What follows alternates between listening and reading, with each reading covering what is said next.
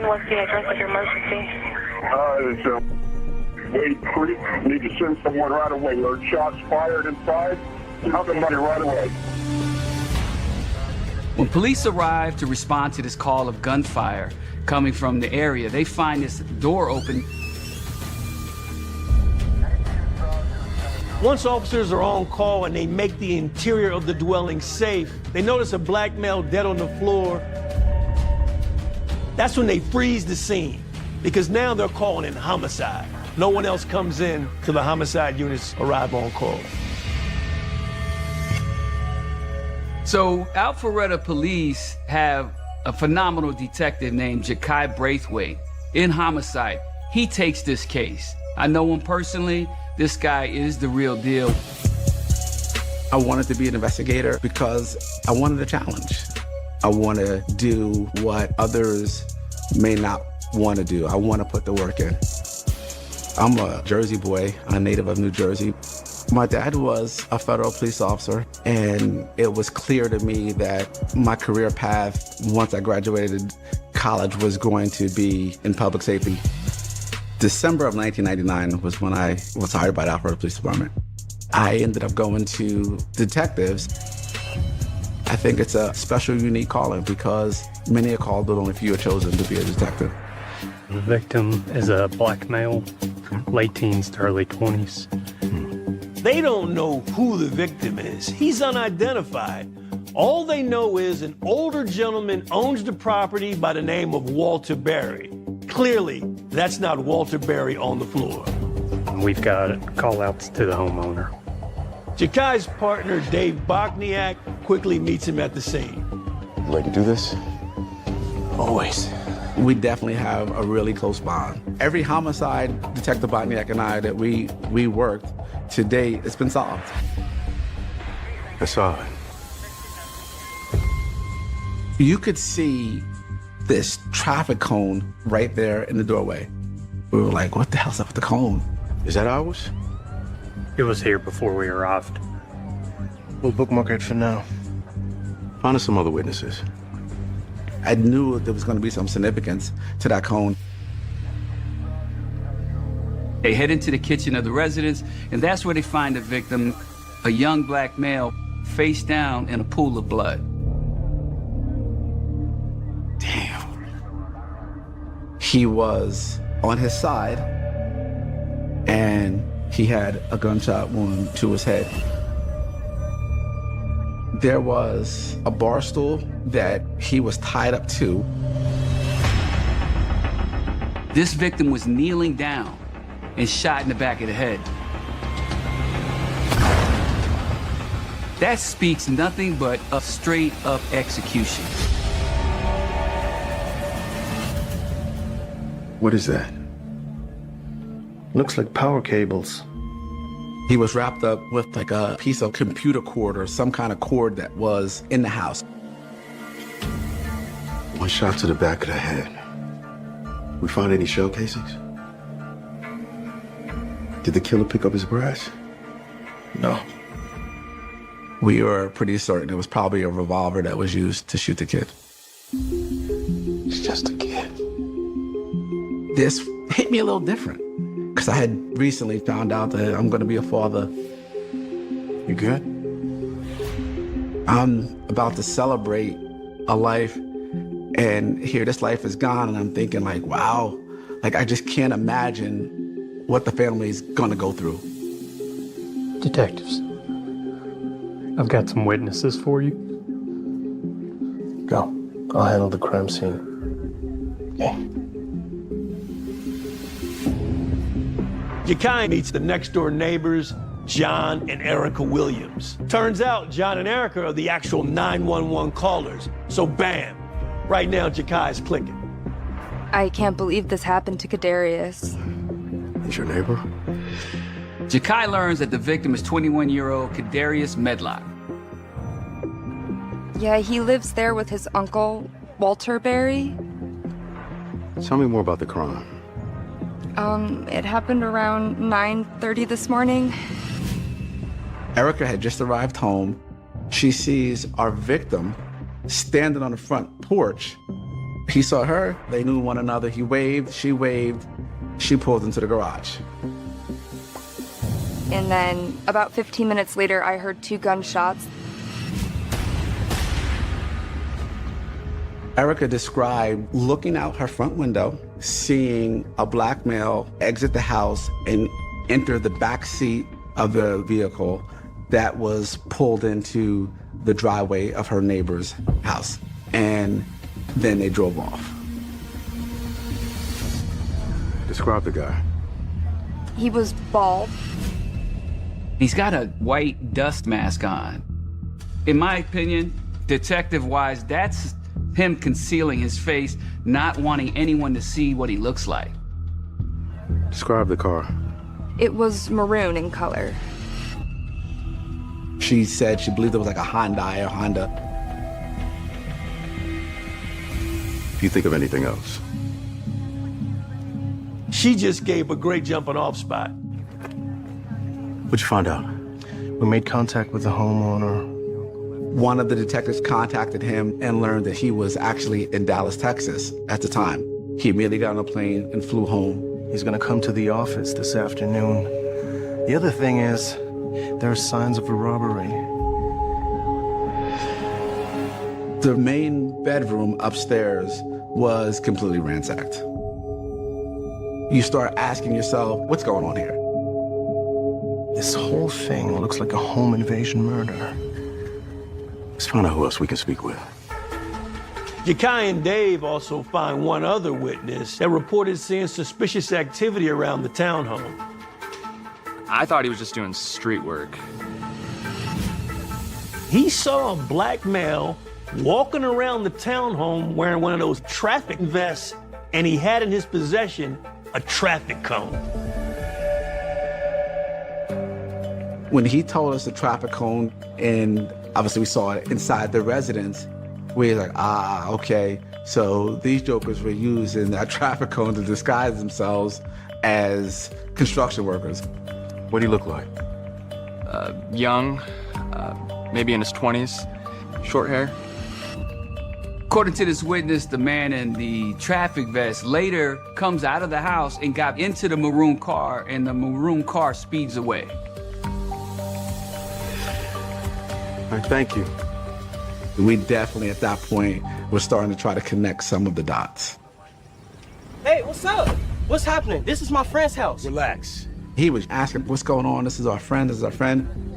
His name is Ezekiel Mott, and he claims to be Kadarius's friend. We want to know what's up. I see a small maroon car.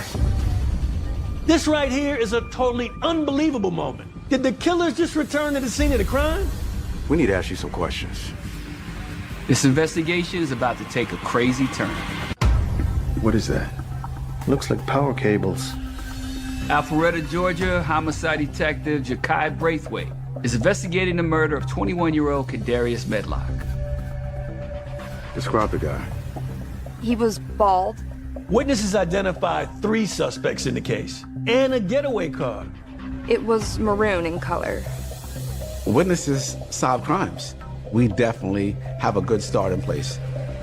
Hey, what's happening? This is my friend's house. Relax. While Jakai was at the crime scene, the victim's friend Ezekiel arrives. We want to know what's up. And he happens to be in a car that looks just like the one the suspects drove. We need to ask you some questions. Was this a situation where a jealous friend murdered his boy, or what? Why are you here? Friend texted me about it. You may have situations where suspects return to the crime scene to watch, to see what's going on. Is that your car? My girl's right. The biggest thing was the car. That small maroon car, we definitely were honing in on that. We want to talk to you at the station. We had to ask questions, and we did just that. Jakai brought Ezekiel and his girlfriend back to the precinct for questioning. He also asked Erica Williams, the witness who had the best look at the suspect's car, to also come in. Erica looked at the actual car and told Jakai that it's either the car or a car that looks exactly like it. Between the car match and Ezekiel having a similar description to one of the suspects, it was time to turn up the heat. During the interview with Ezekiel, the young man denied involvement in his friend's death. In fact, he provided Jakai with an alibi. He said he was shopping at the time of the murder. Between phone records and eyewitnesses, Ezekiel was cleared of any wrongdoing. It turned out that it was a crazy coincidence that Kadarius' friend had the same type of car as the killers.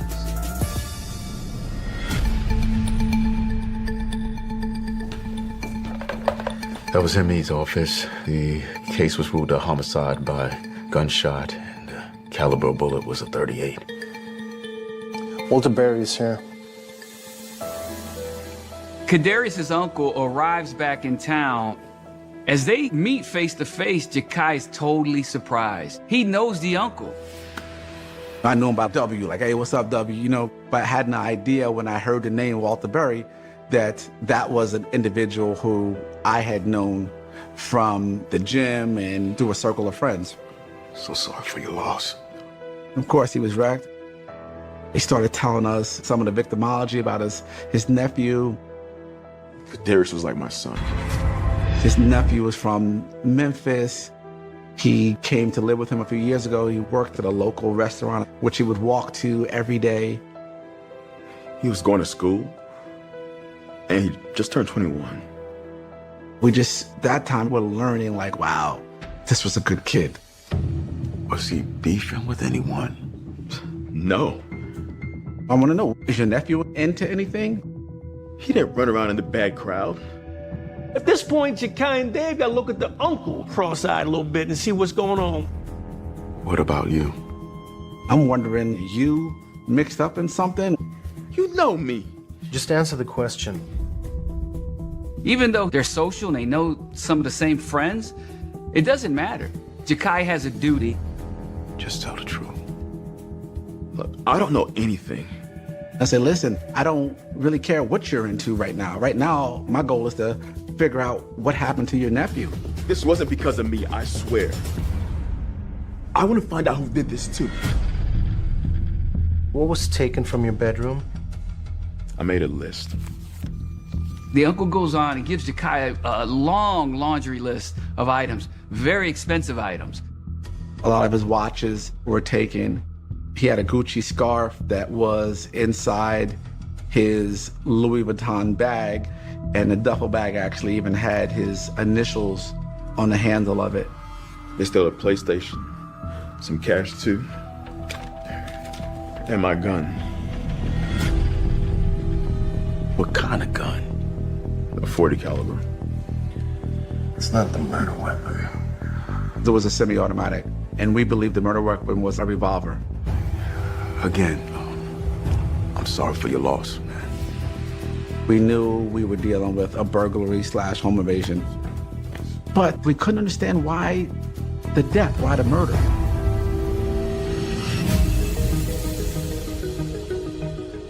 We believe we're dealing with 3 suspects, and we're like, all right, what do we have to focus on? What's up with this cone? Look, man, there's not even a mark on it. This cone was a brand new cone. It still has the barcode sticker on it. Maybe we can find out where it was sold. We actually researched the name brand on the cone. I'm a detective in Georgia. We discovered that this company, the only place in the Southeast that they distributed to was Lowe's. There's a Lowe's less than 3 miles away from Kadarius' home. What are the odds they bought it here? This orange cone could crack the case. Let's roll. Look, man, there's not even a mark on it. Detective Jakai Braithwaite has just caught a break in the Kadarius Medlock murder case. Maybe we can find out where it was sold. Jakai finds out that the safety cone left at the crime scene is only sold at the home improvement store Lowe's. Let's roll. We were thinking that, whoa, maybe there is something here. On April 23rd, 2016, just 2 days after the murder, Jakai and his partner go to Lowe's, hoping to stir up a lead on the case. As soon as we walk into Lowe's, smacked us right in the face. What do we see? Is this for real? They have a display stand of all of the safety equipment. Traffic cones, work vests, traffic vests, dust masks. I definitely got excited. I was like, yeah. He knows that these killers probably stopped at this Lowe's, purchased that cone, which means there's gonna be a receipt, transaction, and video. Ja'Kai and Dave have to find out if and when that cone was actually purchased in this Lowe's store. It looks like the cone was bought on the 21st at 8:41 a.m. That's an hour before the murder. They bought other stuff too. He tells us not only was that cone purchased, but a dust mask and a traffic vest. This is a detective's dream. This is Christmas Day at Lowe's. I mean, bam.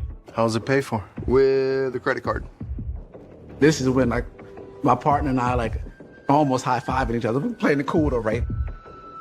They're on a roll. So now for the cherry on top moment. You have surveillance? Yeah, come take a look. That was like Pandora's box. You know, the investigation just started opening up.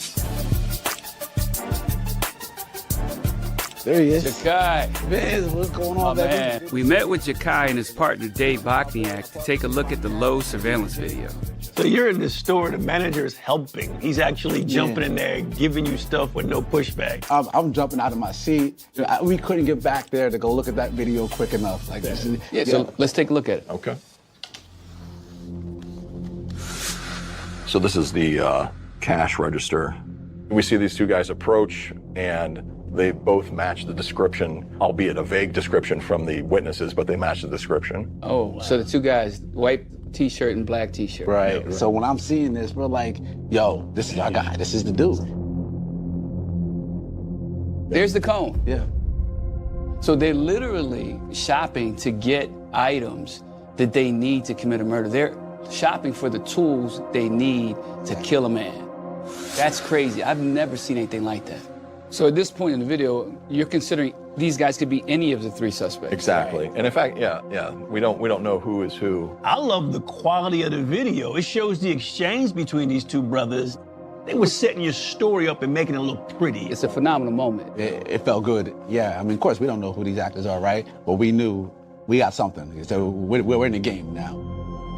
You actually see these two brothers walk out of the store and they walk right over to the car, which actually fit the description of, the car given by our witnesses. And you see him, look at him, he's still holding a cone.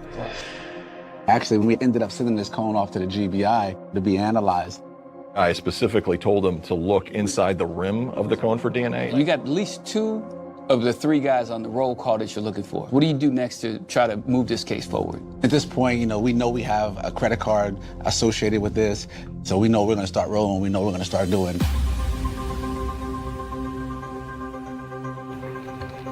The account was open about 6 weeks ago, but now it's closed.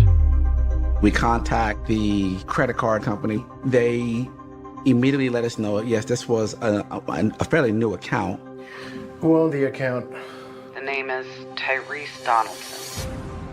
I'll run his info. The name comes with everything. It comes with addresses, it comes with race. You may get a look at your person of interest or your suspects by close of business. It's a fake identity. The name on the credit card was one person. The information belonged to another person. He made a lot of purchases before the account was closed. Can you send us a list with all the transactions? Sure, yeah. Thank you. We weren't discouraged. We knew that there was a good chance doors were going to start opening. We are looking and analyzing all of these transactions. They racked up $13,000 worth of charges all over the metro area. And every purchase on that card presents an opportunity for Ja'Kai and Dave to identify who is actually using the card. Restaurants, nightclubs, electronic stores. As Ja'Kai and Dave are going through all of these transactions, there's one that really stands out. Hold up. Check this out. It was a bill paid, insurance bill paid for an insurance company. So then We sent subpoenas to this insurance company for subscriber information related to that, and we get the name of a female. This is an auto policy. The holder's name is Melanie Pound. So we're like, what's the connection with this female? She's connected to our guy. We know as investigators that suspects do that, right? Everything is through their mother or through their girlfriend. Probably your girlfriend. And there is a secondary driver listed on the policy. Jamel Ganesh. We run that person's name, and we get name, date of birth, we get a driver's license photo. The driver's license photo of who was listed as a secondary driver is the black male, bald head, bushy beard. This is more than a good lead. This is straight butter. This is the guy from the surveillance video. Jakai and Dave had just identified their very first suspect. Is this for real? Detective Jakai Braithwaite traces the cone recovered from the crime scene to a nearby store. We see these two guys approach the cash register. Surveillance video at the store provides detectives with a glimpse of two of the suspects. Hold up. Check this out. A suspicious transaction on the suspect's fraudulent credit cards provides police with a name. Jamel Ganesh. This is the guy from the surveillance video. This is a major break in the case. They finally found a legitimate name and identity to work with. We were excited. That was another aha moment for us. We just identified our first suspect, but we were just moving. We knew we just had, a lot of work to do. They're like valuable things to steal. I don't know. At that point, we felt pretty certain that those were going to be our suspects. Run the other two numbers. First comes back to Michael Dawson. Here we go. We see his driver's license photograph, and we're like, oh. That's the guy that had the cone. The getaway driver. We believe that, Michael Dawson is going to be the individual who actually went into Lowe's with Ganesh. Now they've ID'd both suspects from the Lowe's video. This is all coming together. And the last guy? The last number belongs to John Travius Mahone. I thought he was just doing street work. It appears they have identified all three suspects in the case. What I can't figure out... So how can I help y'all today? We're with Alpharetta PD. Okay. All right, just give me 1 minute. Right now, Jakai and Dave want to know what vehicles were rented from Prestige Auto around the time of the murder. I think I found something. They learned that the phone number associated with the suspect rented a maroon Hyundai Accent 2 days before the homicide and then returned it on the day of the homicide. Just follow me. Are you effing kidding me right now? This has got to be the place. There it is. A Hyundai Accent. That's the maroon car. It was like crazy. They got him. It's arrest warrant time right now. Phone records came in. Detective Jakai Braithwaite is one step closer to solving the Kadarius Medlock homicide. That's the guy that had the cone. The getaway driver. Jakai and his partner appear to have identified all three suspects. So how can I help y'all today? On top of that, they find the place that the getaway car was rented from. There it is. We end up finding what kind of car it was. A Hyundai Accent. This case is about to be closed. Who rented this car? A woman named Sharon Jones. The car was probably rented to the suspect's girlfriend. That's common. They get a girl to do it, and then the girl gives them the car, they go commit the crime, give it back to her, she turns the car in, no one knows the difference. I can tell you exactly where they drove it. How? We track them so nobody steals them. So they actually have their vehicles equipped with a hidden GPS? Give me the GPS data. Yeah, sure thing. Right now, it's time for Jakai and Dave to just bring the case on home. Between the witness statements, surveillance video, phone, and GPS records, Jakai had a mountain of evidence connecting all three suspects to the murder. Further digging revealed that a girlfriend of suspect Dontravius Mahone helped rent the car for them. The final cherry on top was that DNA for Michael Dawson, the man they believed to be the getaway driver, was found on the cone. At this point, arrest warrants were issued for the suspects. Now all they had to do was take them into custody. On the morning of June 28, 2016, they put together a plan. Police search warrant! We had 3 suspects in 3 different counties. Jakai's in Atlanta, Dave is in Clayton County, and another detective from Alpharetta is in DeKalb County. Literally, like looking at their watches and saying, go. All 3 agencies hit these 3 houses at the exact same time. Police, get your hands up! Hey, your hands up! And what's crazy about this simultaneous operation, they hit this house and suspect Dontravius Mahone actually goes for a gun. Go! Clayton County SWAT, they don't play around. They recovered the gun and they took Dontravius into custody without incident.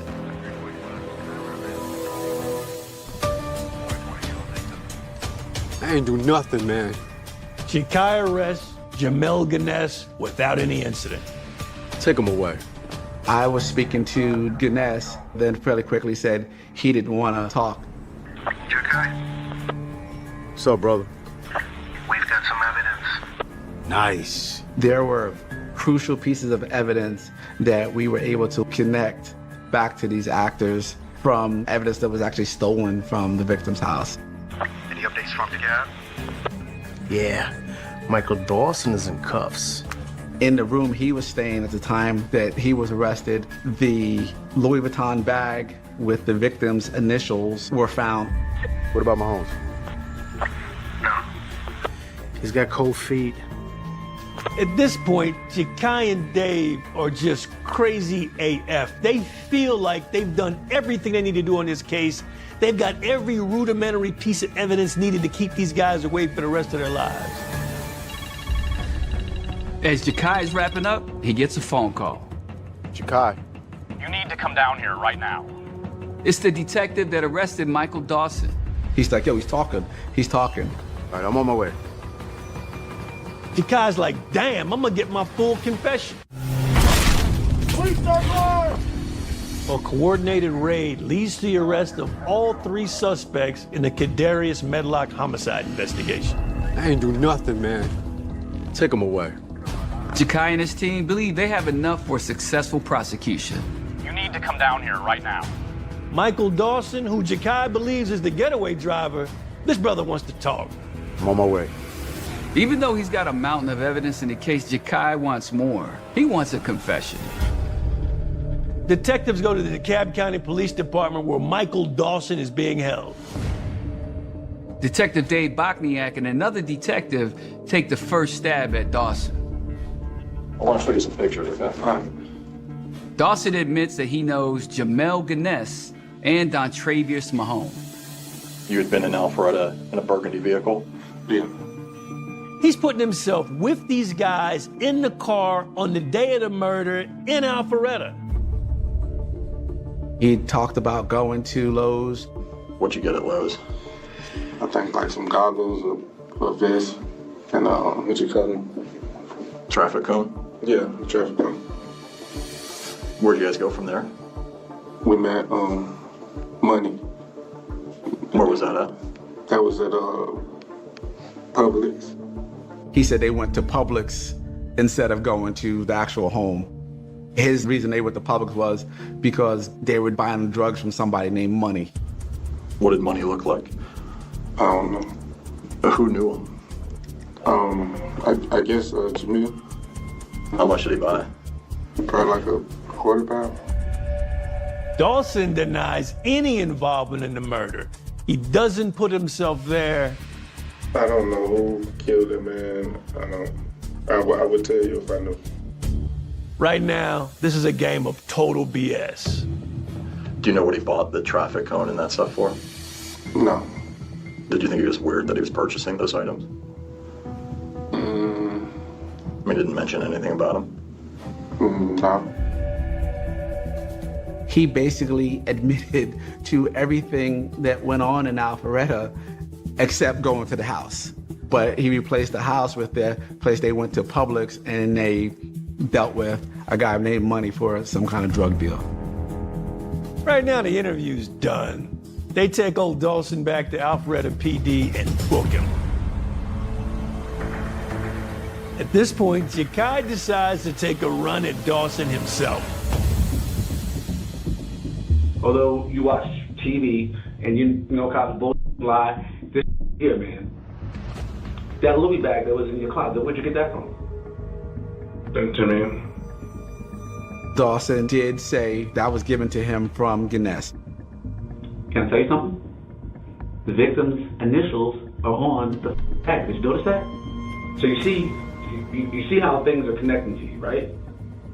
I said, I know what you did. I know how you did it. I just don't know why you did it. I just need you, break it down to me. I didn't pull the trigger.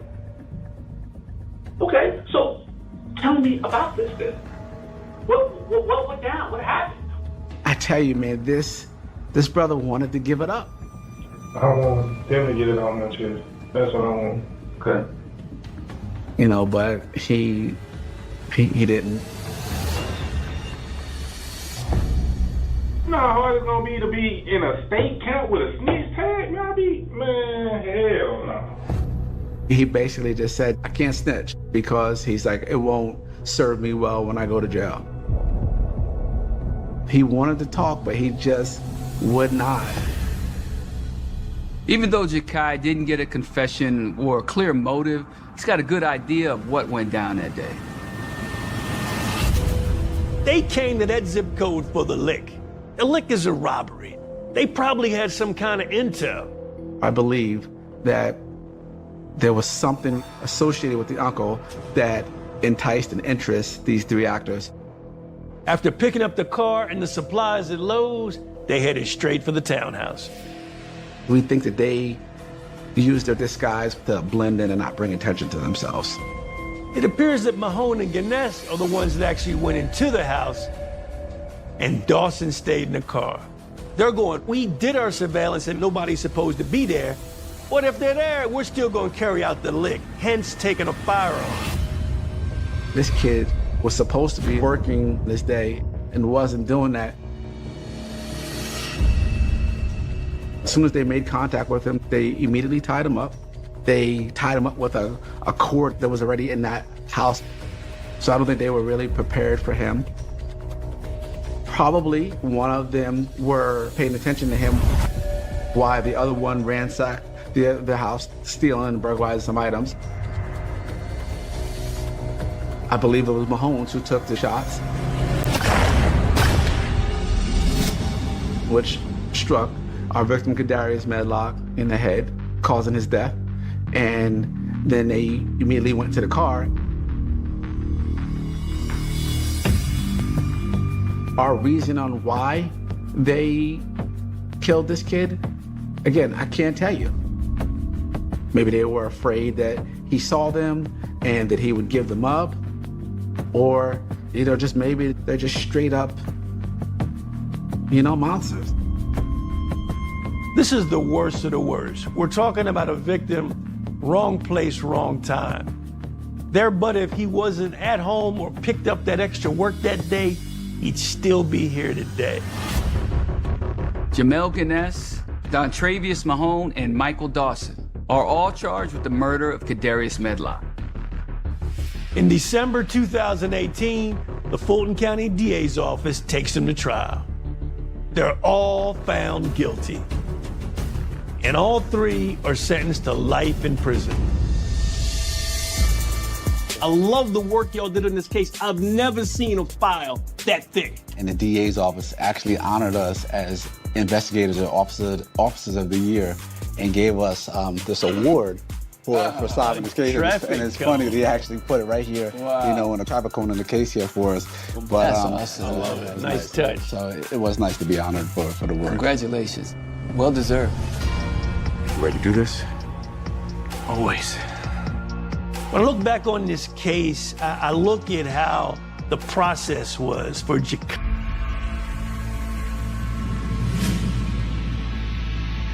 What at 911? We gotta go in that mall and the lady just got shot. Where at it? Go that place mall. Where the bus station's at. Did you see where the person is that did it? Yeah, he was in a car, but he pulled off. When Gwinnett County PD arrived, they found this victim in a desolate parking lot. They wasn't quite sure exactly what was going on, but her breathing was labored. They would soon find out that this victim had a huge gunshot wound to her chest. Medical personnel arrive on scene and transport the victim to the hospital.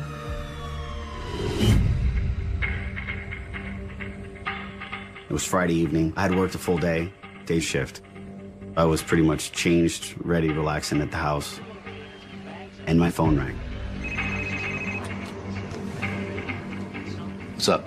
And they notified me, hey, you're up, somebody's been murdered. There was a single gunshot wound to a victim, and they were deceased at the hospital and required my response at the scene. I'll be there soon. My wife tells me, I guess I'll see you in a couple days, because that's generally what happens.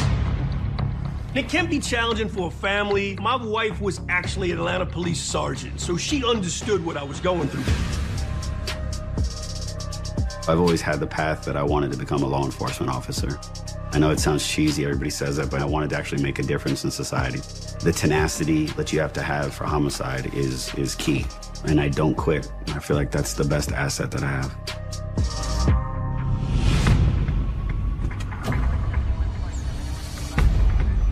Every minute counts on these scenes.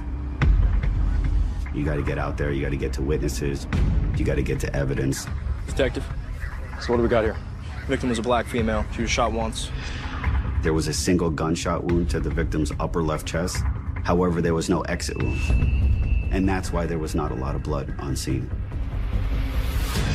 She had no ID on her when we found her. No wallet, no purse, and there's nothing else around the scene. Suspect fled in a beige or golden colored car. Okay. Did we find any shell casings? No.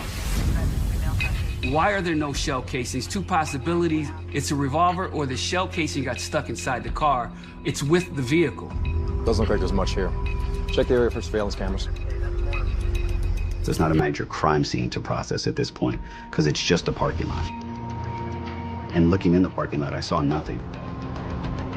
To be honest with you, it's kind of dejecting. And so my next question is, what happened? It's so important in this game of homicide or any police work is to interview your witnesses quickly. What can you tell me? I was at the bus stop. We actually have a key witness who was a bus driver. I love bus drivers. My old man was a bus driver. They see everything. She was parked probably maybe 50 feet or so. So she had a pretty close vantage point. I seen the whole thing go down. She observed a male approach this four-door gold car parked in the parking spot. Get into the passenger side. He was in the vehicle, what she described, for a few minutes. What happened next? He got out of the car, and then he walked around to the driver's side. The male yelled some expletive words towards her. She then saw him fire a single shot into the vehicle. That shows malice. Who knows why, but it wasn't a simple accident that happened. She stated that male then pulled the victim out of the vehicle, entered the driver's seat, and slowly drove away. It was a gold car, 4 doors. Her testimony regarding what she saw was corroborated by other witnesses on scene. However, her statement was the clearest picture of what occurred. Can you describe the gunman? It was a black guy. Her description of him was vague, but she did provide a description that he had a white shirt with green over top. It was a distinct t-shirt with green and white on it. It was so profound that it caught the eye of this witness. the bus driver's story leads to a possible motive in the murder. He's got to appreciate the fact that this killer was actually sitting in the passenger side front of the car of the victim. I mean, you got to consider, is this some kind of domestic situation? Hey, I didn't find any cameras. Nothing, huh? Nothing. Okay, thank you. He's got the clock ticking. Detective Cruz has to work this homicide as quickly as possible. At this point, I realize my victim is the key to figuring out what happened. My next course of action is to reach out to our county operator and say, hey, look, I need this person put on the system as missing. Our Vic is a black female. I provided them with the victim's description. And I said, if anybody calls in this evening from any location, wake me up and give me a call. Then I went home. I think I go to sleep maybe 2:15. I felt like I didn't even close my eyes, but I hear the phone ring.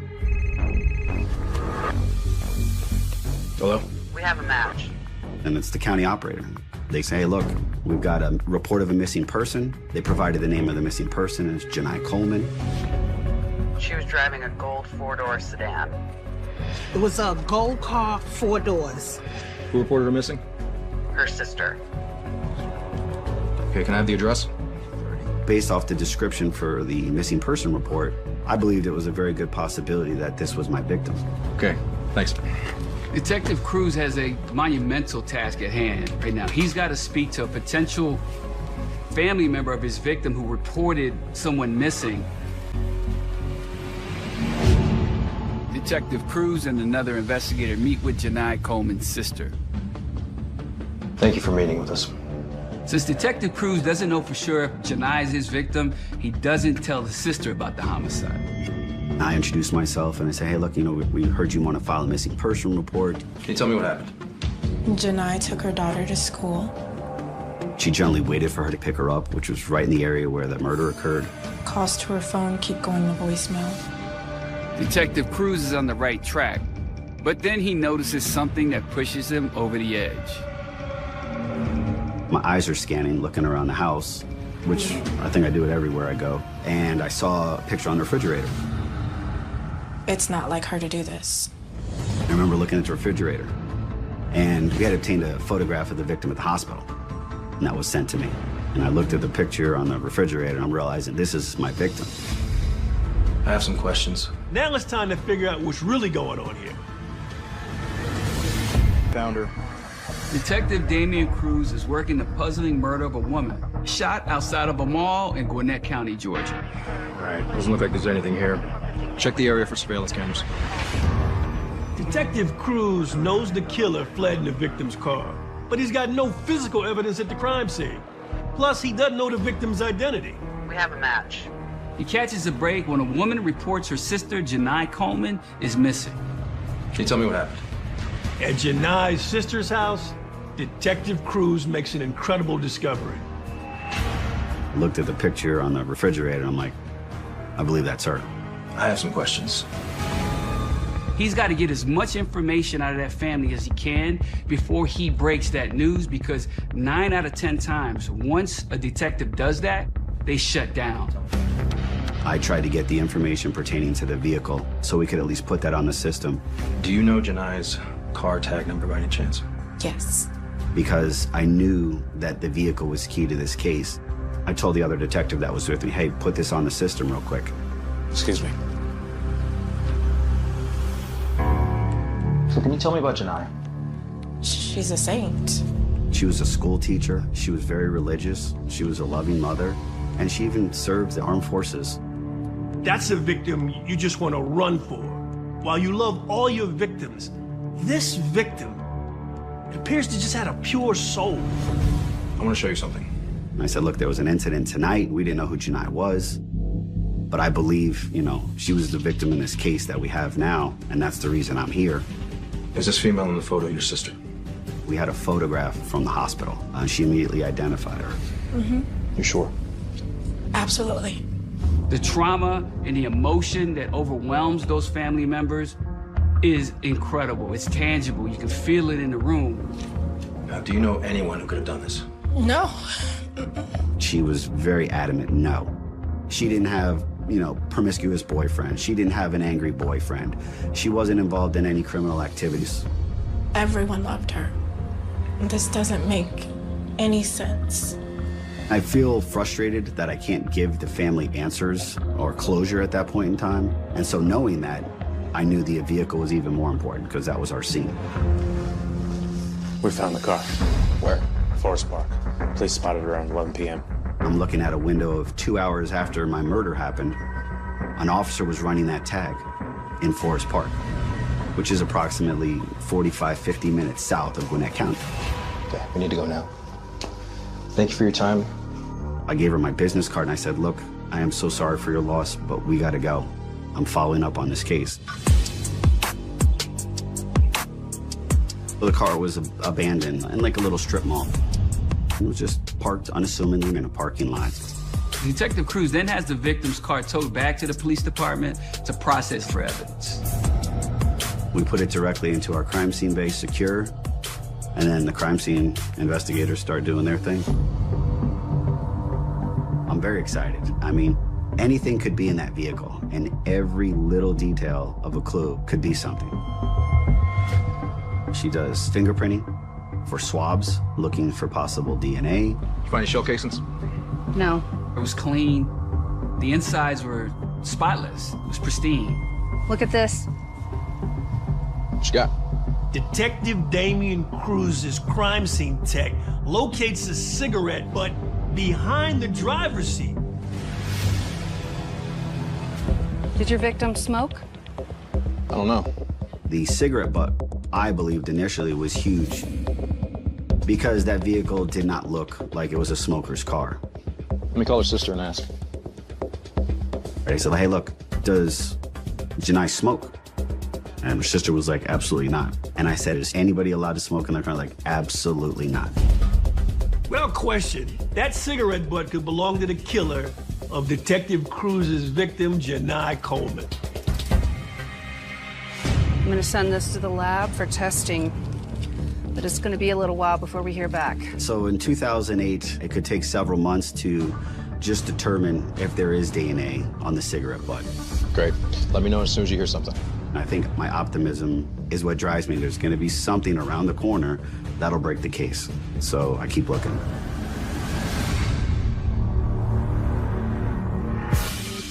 We met with Detective Cruz to learn how he moved this investigation forward.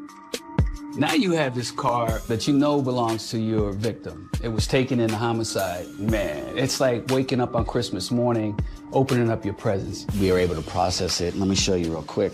We've actually got the vehicle here. That's our crime scene bay analysis. It was the Dodge Stratus. I got fingerprints inside the vehicle, on the rearview mirror, on the A-pillar, on top of the hood on the driver's side. Those are creamy. Nice. I like That's a good one right there. Yeah, we found out that it didn't match the victim or anybody else had been in her vehicle. I was very, very confident that this was my suspect's prints. Well, I'm thinking, okay, maybe I can upload it to APHIS, the national database, and maybe get a hit. No, of course not, right? That'd be too easy. So they weren't able to upload it, so I needed a known identifiable suspect to do comparative analysis. So the print is good, but you're still back to square one trying to ID your suspect. Correct. What do you do next? So now that I've established a suspect, at least a rough description, I start scavenging the area, and I start pulling every piece of available video, either inside or outside of those businesses. I collected video from gas stations, convenience stores, restaurants, where the murder occurred and where the vehicle was dumped. And then I began the process of starting to just go through hours and hours and hours of video, looking for ultimately a needle in a haystack. And I'm looking for a male, a black male wearing white with green over top. Detective Cruz gets the video from a gas station right across the street where Janai Coleman was killed. I'm watching clips and I'm watching people come in and out of the store all day. Less than an hour before the murder occurs, a man enters the gas station and it really catches Detective Cruz's eye. Whoa, who are you? He's wearing a three-quarter shirt. It's the kind of baseball shirt we had in Little League, where the sleeves are green and the top part is white. That was his aha moment. White and green. Like a green overtop? Yeah, it was green. It matches up with the witness at the bus station said. So many times Quinn and I have had so many cases where we're looking at the video and we see it. It just sounds like a beacon from heaven coming down, shining, and letting us know, I'm here, this is me. It looks like Detective Cruz just found Janai's killer. Female. I think what makes me a good homicide investigator is the resilience of not quitting, following every lead. Did your victim smoke? Let me call her sister and ask. It's almost like a carrot in front of a horse, right? They just keep going even though they're not going to get there. I'm very stubborn. And I'm also optimistic, which in this field is probably not a good thing. But if you don't stop, then you don't fail. It's starting to take off. Look at this. Detective Cruz recovers a vehicle and gets a couple pieces of evidence, including a cigarette butt that may belong to the suspect. Whoa, who are you? After going through hours of surveillance video, he spots a guy that grabs his attention. White and green. I'm feeling pretty confident that this could be the gentleman who committed the murder. The video is great color, but at the same time, it's a little muddled. But it's the kind of video that me and Vince used to always say, his mama don't know who he is. He buys a beer. You can hear his interaction with the clerk at the counter. He even kind of gets disgruntled a little bit when he buys the beer and says, hey, well, I don't need a brown bag. They don't have brown paper bags in bars. And the clerk says, look, buddy, that's the rules. I got to put it in a bag if you're going to walk out of here. He walks out. And he comes back in. He buys a pack of cigarettes. My first thing in my brain is like, what cigarettes has he ordered? What's the light long? Long? Yeah. You can't really hear the name, brand of the cigarettes, but you do hear him say light longs. So that's basically a longer version of a normal size cigarette. There's like a ton of brands of cigarettes, and I don't know which specific brand he's smoking. While Detective Cruz can't hear or distinguish what brand cigarette this potential suspect is purchasing, he's going where he needs to be on this case. It's this guy till it's not this guy. And he leaves. And then he never comes back in. I start going through more video, because now I'm going through video like crazy. Come on, man. Detective Cruz screens videos from a business where Janai's car was dumped. They're small AVI files, and I'm just going click, and it goes for 5 seconds, and I gotta click on the next one. I watch, I think it was like 400 and something clips. I just see like a blurb, like a blip. And I was like, was that something? And let me rewind it. And it was, I want to say a second. This is a video that if you blink too fast, you may miss it. And I freeze it and I pause it. Oh my God. Oh, wait. He knows right then, that's the same man that was in the convenience store. I've confirmed he was at both locations at the time of the murder and where the car was dumped. So now I've got him on both ends, right? So I felt great. I mean, I knew that's who we were looking for. I just didn't know who he was. Suddenly, the crime lab calls with an update on the cigarette butt in Janai's car. Detective Cruz. And I got a notification that, yes, there was DNA and it was determined to be male DNA. This killer has left a signature card in this victim's car in the form of his cigarette butt. That's huge. That's a moment you live for in a homicide investigation. That's a hallelujah moment in your cubicle when you get that kind of information. We need to do further testing. They had to do DNA typing on it, so that had to be sent away. We'll let you know once it's done. Okay, thank you. I didn't know how long it would take. And so as the DNA was taking a little bit of time, I felt that the best next course of action was to release the video.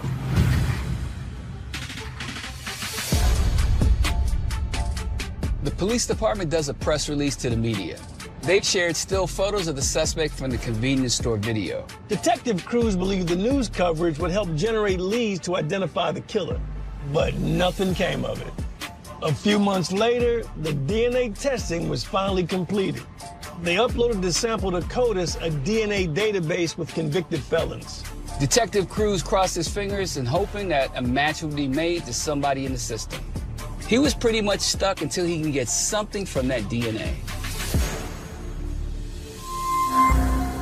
A month goes by, Then several months go by. Now he's into a year. He still hasn't brought this case in. That's the frustration that you gotta sign up for when you become a homicide detective. I mean, we feel his pain. I know this is the individual who committed the crime, so I'm optimistic that it will get solved, but I'm frustrated that there's no progress at that point where we kind of hit a stalemate in the case. So August 6th, 2009, I was in my office working at my desk on a separate case, and my phone rang. Detective Cruz. It was the CODIS administrator through the GBI. Okay, what do you got for me? A match in the Janai Coleman homicide. The case that just was cold for the year just got initially fired back up. Hey, we got a hit. What case? Janai Coleman. And I told him, he's like, in disbelief, and excitement at the same time. All right, what did he tell me? The suspect's name is Donald Smith. Detective Cruz has the name of the killer. It's time to track him down and bring him in. Detective Cruz. Detective Damian Cruz just received game-changing news in the Janai Coleman homicide case. Hey, we got a hit. DNA from a cigarette butt found in her car has been matched to a known offender. The suspect's name is Donald Smith. Detective Cruz is thinking either Donald is the killer, or he better have a damn good explanation as to why he was in Janai's car. What other details can you tell me? We start scrambling. Who is this person? Where do they live? How do we find them? What do they look like? The investigation is like re-triggered, because now you know the evidence you have, but now you have somebody to match up to it. So it's exciting. One of the first things I do is I get a photograph of him. The height matches, the weight matches, the complexion, the age.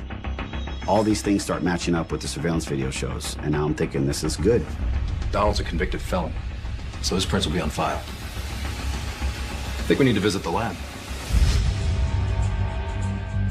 I was able to ascertain that fingerprints were available for Donald Smith. I did request and got those records sent to our crime scene unit to compare to the fingerprints we had in the vehicle. I got negative ident from crime scene. I was told I need palm prints, which to me means you need better quality or different prints. So the next thing I start doing is a complete workup on him.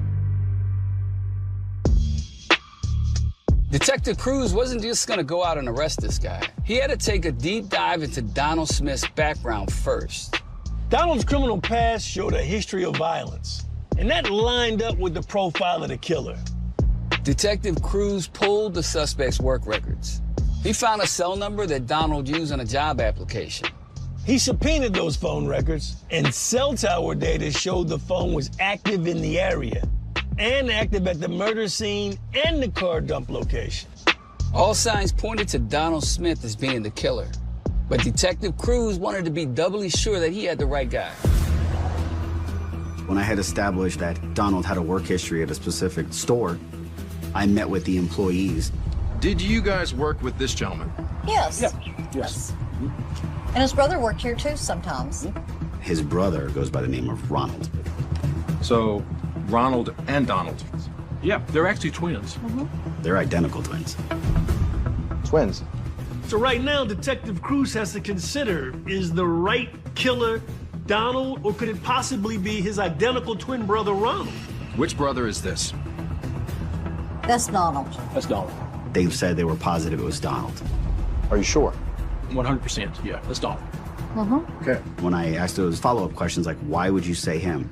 And they said, well, there was an incident with him at the store where he threatened somebody. And they said that generally Donald had a more aggressive nature and Ronald was more calm and timid. At that point in time, we believe Donald Smith is our guy. Thank you very much. You've been a big help. It's time for Detective Cruz to get an arrest warrant for Donald Smith. A fugitive team quickly tracks him down and takes him into custody. We bring him back to our headquarters for an interview. We get him an interview. He's like, what is this about? I didn't do anything. And then we explained to him what the charge would be. And he said, I'll talk to you. This is Detective Cruz's opportunity to get the truth. I show him a picture of the car, right? I show him the victim's car. What kind of car am I looking at here? It's a Dodge Stratus. No, I haven't. Never been in this car. Never. Detective Cruz shows Donald a photo of Janai Coleman. He's looking for a reaction. He seemed very calm, cool, intelligent, and collective. I have never seen this woman before. Okay. Ever. I don't know her. Most people don't walk in there and say, hey, I did this. They need to be presented with the overwhelming facts and evidence against them to then realize, okay, they kind of drop their shoulders and say, you got me, and then they talk. He's got to show them it. I'm not making this up. This is a video. This is a video of what I believe to be you. Was it with this guy right here? Yeah. You're saying that's not you? That is definitely not me. I don't have a shirt like that. I don't have long. I only can't see the face of the person, but that's not me. Okay, so that's not you. No, definitely not me. So I showed him the video, I showed him the victim's car, and I showed him the victim. And he denies knowledge of all three. Your DNA ended up in that car. That's interesting because my DNA couldn't have been in that car because I've never been in that car. He's still denying it, and then he drops a bombshell. DNA is split between 10 twins. It's indistinguishable. They share DNA, identical twins. And I'm like, yeah, I know that. But at that point in time, I also know, is he trying to distract me to make me think his brother did it? The conclusion I'm jumping to what you're saying, if it's somebody shared DNA, then it will have to be either you or your brother. Obviously. Is it possible he's not BSing them? Is the real killer Ronald and not Donald? This is totally crazy. You just explain to me why I'm here. Donald Smith is arrested for the murder of Janai Coleman. I have never seen this woman before. Ever. I don't know her. He completely denies any involvement in her homicide. Your DNA ended up in that car. In a surprising twist, Donald offers his twin brother, Ronald, as the prime suspect. DNA is split between 10 twins. It's indistinguishable. They share DNA, identical twins. I've had a lot of interviews, interrogations with suspects in homicides, and I never in my career had an identical twin getting passed off as a suspect. It turns out, Ronald Smith has a minor criminal record. I showed it to several people, and they identified you. I don't know who could have identified that as me because it's not me. This is, I guess, an application. If you want to look at it real quick for me. We also confront him with the fact that the cell phone number he used for his application was active at the murder scene and also where it was. I didn't have a phone then. I wasn't working then. That was my brother's phone number. Oh, well, that's my brother's phone. I used it as a reference, but it's my brother's phone. But your brother never actually gave you his phone so you can just borrow it? No. Okay. Which again, he's pointing everything to his brother rather than saying it's himself. If it wasn't me, then it had to be him. And like I said, that's a minute ago, that's now it's becoming really, really disheartening. This is different. You have an identical twin with identical DNA who's thrown this huge curve in his whole investigation. He says, let me take a break. We say, will you do a polygraph test? He's like, absolutely, I'll go do a polygraph test. But what's interesting is he gets in there and fails miserably, according to the actual analyst administering the exam. So we put him back in the room and he says, well, I wasn't being truthful. He's like, I do recognize the person in the video. He's like, but it's not me. It's my brother. Donald even encourages the detectives, go show this video to my family. They're gonna also say, it's my brother Ronald. So I have two teams of detectives take the surveillance video, 2 separate locations simultaneously, and while we're sitting there talking to them, they go meet with the family.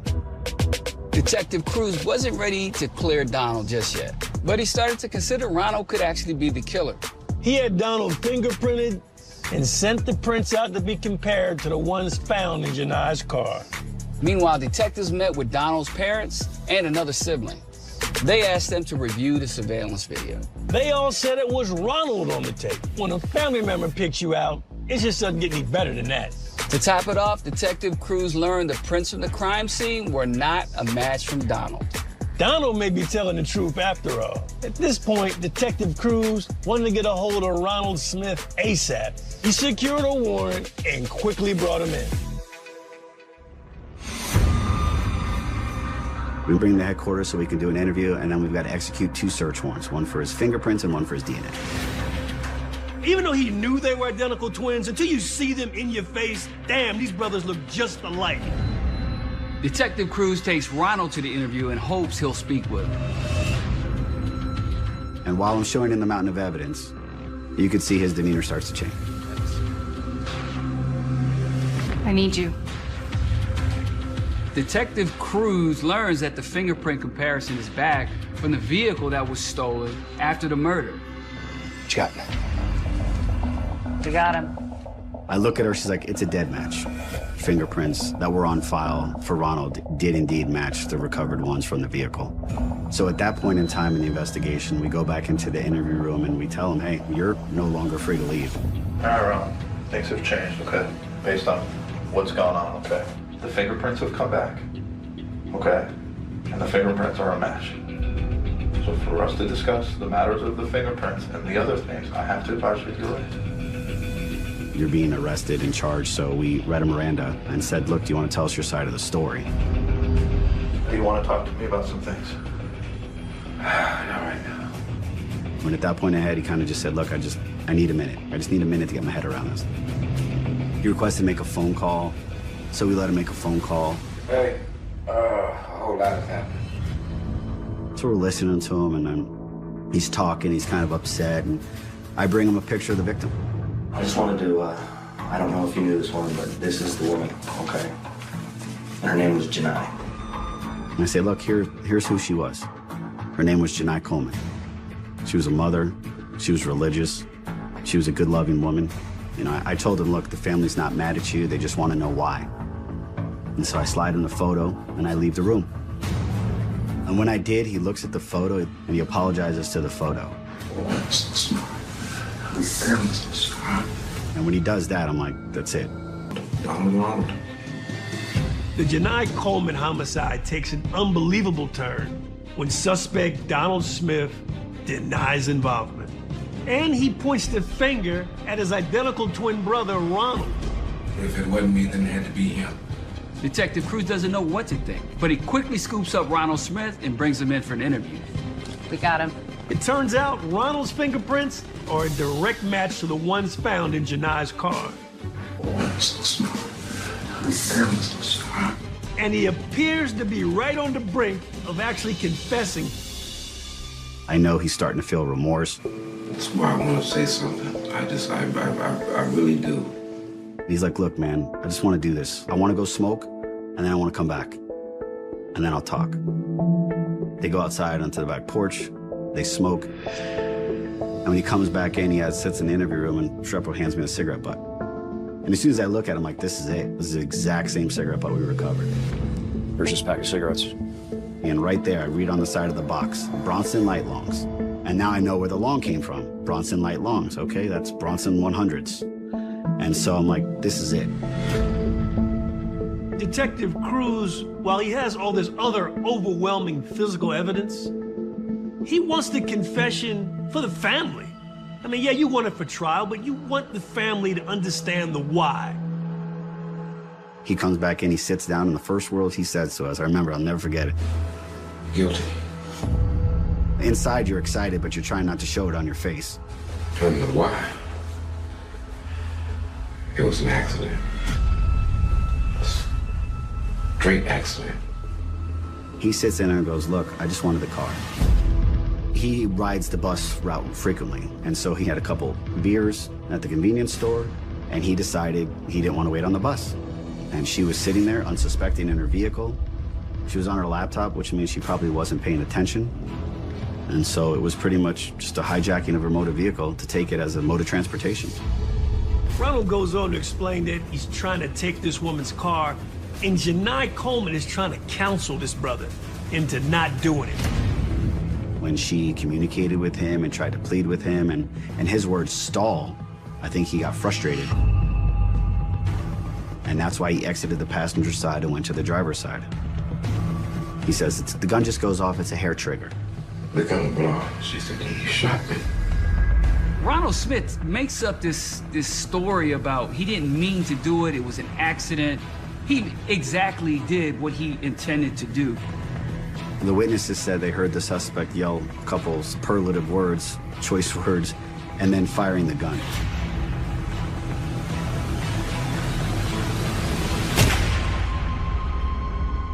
And that doesn't coincide with his statement that he walked around and then the gun accidentally went off. I did not mean to shoot this woman. It was a hair trigger.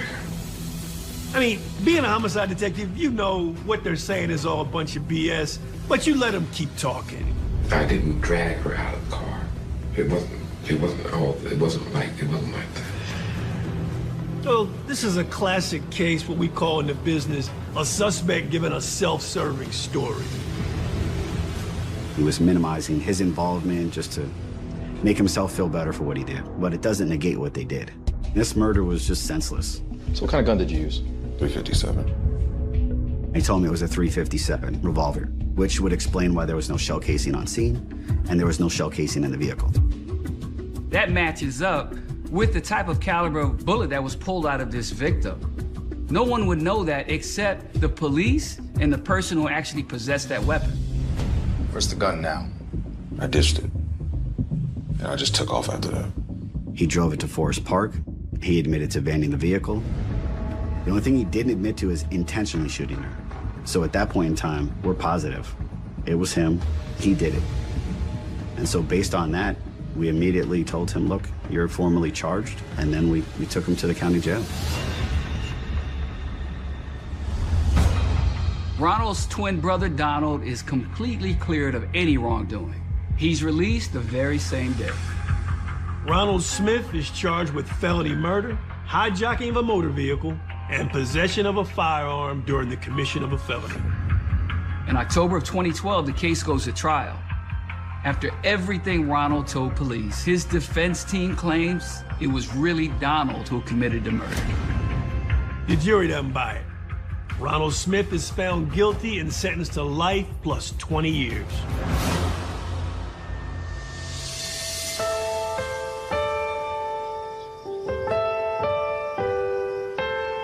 This case was crazy, man. This is the stuff that we have bad dreams about. It was a total stranger-on-stranger crime.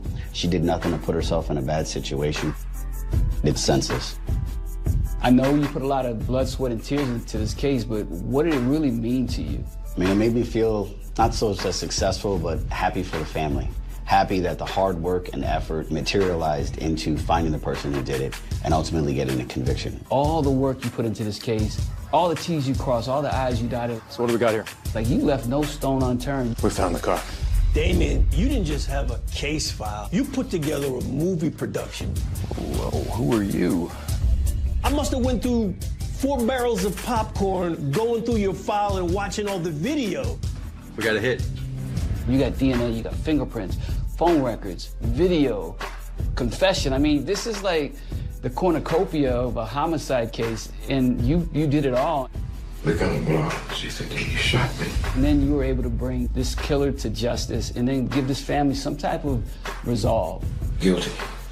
So I am completely impressed by your work, man. The fact that you guys can recognize and appreciate it, it means a lot to me. Appreciate it. Look, it's been a pleasure, talking about this case, and man, what a great job you did. Thank you, man. I appreciate it. I respect that a lot. My brother, awesome job. Appreciate it.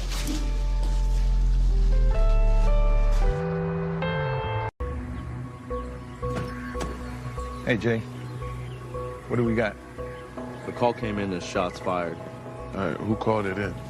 It was an anonymous call from a payphone. You know, if someone's calling 911 from a payphone, we're thinking they don't want to be identified. So right now, our suspicions are up. I waited for backup. We went inside and found a deceased male in the living room. All right, let's take a look. Thanks.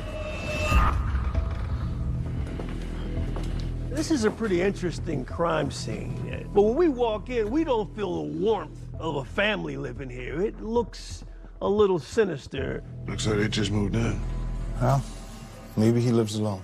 We clearly see a black male on his back with dreads, with what appears to be gunshot wounds to the front of his torso.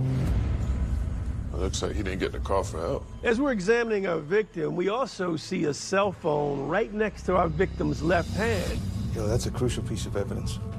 We don't know what was going on. We'll be really interested on who the person was he last spoke to. Hey, fellas. What up, Alex? Hey, Alex. So the medical examiner arrives on scene. Yeah, gunshot wounds, pretty recent. Do you mind if we take a look? No, go ahead. We go into his pocket. And in his pocket, we find his ID. So Wali Muhammad, 25 years old, lived in Decatur, Georgia. I guess this is not his place. I mean, that's not really close to this location. What's he doing over here? While it's still the same county, that's a whole nother city. All right, let me see if there's anything else. Oh, he's got something back here. Oh. These are 357s. Christina, can we bag this? Yes, Yeah, and did you find a gun? I did not. He's got a gun clip to an automatic weapon on his person, but there's no gun anywhere near him or in his pockets. I got a piece of paper here. Yo, this guy just got out of county. He's got like a jail receipt where he actually was just in jail like less than 2 days before this particular scene here. That's terrible luck. Like, who gets out of jail and gets killed? We want to look around. We want to see what other evidence we can find. Ooh. What's up? That's not a 357. No, it's a 9mm. Interestingly enough, we find a 9mm handgun basically hidden in the couch. Drugs in the kitchen. This is a trap house, no doubt about it. So we got to figure, is our victim a customer or was he a seller? This is interesting. What's that? Got letters here addressed to a Leonard Abbott. So we find these letters with the name Leonard Abbott inscribed on them. They actually have the address to where we're standing at. This is a clue. Okay. So as we venture further into our crime scene, we see 3 357 caliber shell casings on the floor. And they're on the floor like somebody was in here working with a gun. All right, so this is where the shooter opened fire from. 357. Now, isn't that the same caliber of bullet that we found in the Vic's pocket? Yeah. Maybe he got killed with his own gun. Is this just a coincidence, or is it just more to this story? Christina, can we bag this? Yes. So we search the entire residence. We do not find a 357 automatic pistol anywhere. So we know that killer took that gun with him. The only thing missing from this joint is... his money. Exactly. So that means somebody hit a drug lip. I mean, it's a possibility it could have been a customer that turned into a robber and killed the victim who may have been the proprietor. All right, let's wrap this up. It's time to expand our vision, so we go into the backyard area. There's this red Chevy Caprice that's, you know, standing out like a stop sign. Ooh, what's this? Could be a pretty big clue. It looks like it's a car somebody's missing or belongs to maybe our victim or whoever else lives here. So we run the tag. Thanks, man. All right, so the car's registered to a Kwame Cook. That's a new name. But we want to know who Kwame Cook is because why is your car in the back of our crime scene? But if his car's here, then he probably knows something, so... Hey, detectives. There's someone here that wants to talk to you. What's up, man? What's your name? Eugene Strong. He's actually our 911 caller. He came back to the scene. That dead guy in there? It's my friend. All right, let's step over here and talk for a second. Thanks, man. All right, so tell us what happened. Wally called me this morning. Eugene Strong goes on to tell us that his friend Wali Muhammad actually asked him to give him a ride over to this Boulder Crest address. He was gonna go inside, pick something up, and they'd be out of there. Did he say what he was picking up? No, he just said for me to wait for him outside. Be right back. Eugene goes on to say, about 5 minutes later, he hears shouting coming from inside the residence. It drew his attention, like he looked over. Next thing he knows, he hears multiple gunshots going on. After that, I took off and drove to a payphone and called 911. We wonder if Eugene is telling the truth. We have to tune in not just what the witness is saying, but how they're saying it. It was clear as we're looking and listening to Eugene tell us this story. But I wish I could have done something. He's visibly shaking, like this victim meant something to Eugene. There's no doubt about that. The shouting in the house, do you recognize any of the voices? One was Wally, the other one I don't know, but he had a Jamaican accent. We're thinking there's two people in there. The argument starts literally minutes after our victim walks in. That person with the Jamaican accent, that's likely our killer. All right, so the house. It's a trap, right? Yeah, Wally sold dope there. He says Wally worked the trap house along with a guy named Country, a guy named Jamaican, which matches up with that accent he heard, and another guy named Ed. Is there anything else you can add here? No, that's it. Come on.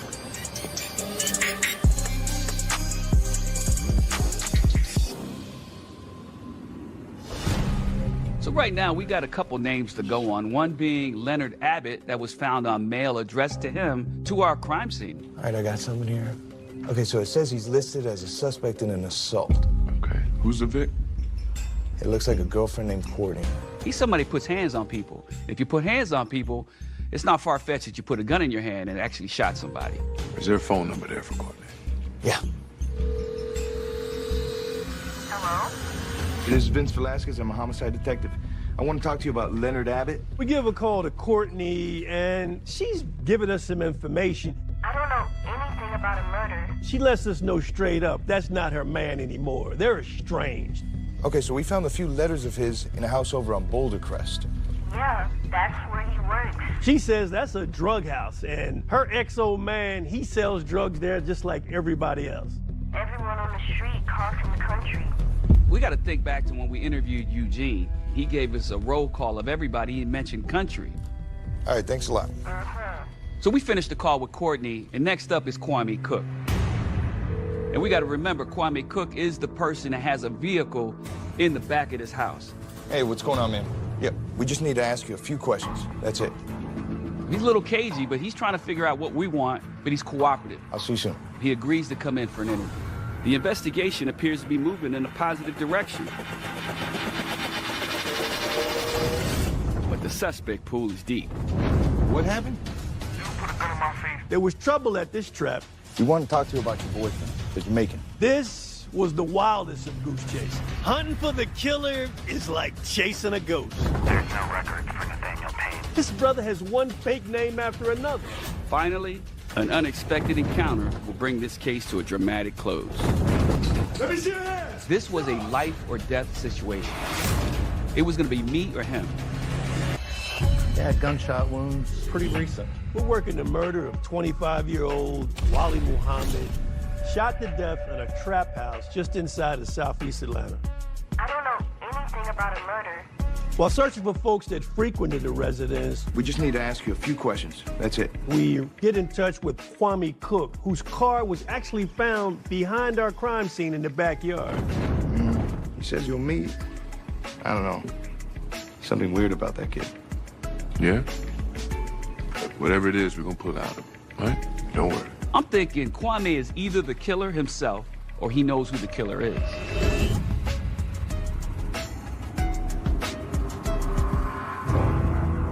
We're back at the office. Out of nowhere, my phone rings. Velasquez, how can I help you? It's an attorney representing Kwame Cook. My client's willing to speak, but I need to be present for the interview. This is suspicious. Like, why is Kwame lawyering up right now? Okay, when can you meet? Tomorrow afternoon. Looking forward to it. Sounds like we got us a hot date. Can't wait to hear what he has to say. Kwame's protecting Kwame in this situation. So we're looking at him sideways, but we know we're going to get something. The next day, we meet with Kwame and his attorney. Gentlemen, For the record, my client is cooperating when he doesn't have to. We understand that. Let's get started. Okay, so why was your car at that house? He was getting work done. He says he gave that car to a friend of his named 6ix9ine to do some repair work on it. Do you know this gentleman right here? He sells dope at that house. He says he frequents this place, that he's a regular visitor. Kick it with my cousin. He identifies his cousin. It is Eduardo Hayes. He says there's two other guys named Wally and Jamaican that also hang there. Jamaican, there's that name again. It's the same name we heard our other witness talking about. He heard arguing from inside the house, a person with a Jamaican accent. Now the Jamaican. You know his real name? No. So where were you during the day on December 27th? Was in College Park. So you didn't go to a trap house all day that day? No. I was at my house with a friend. All right, do me a favor. Let me get his name and number. Is there anything else? Yeah, we're done. Let's go. Let's see what we can do with that.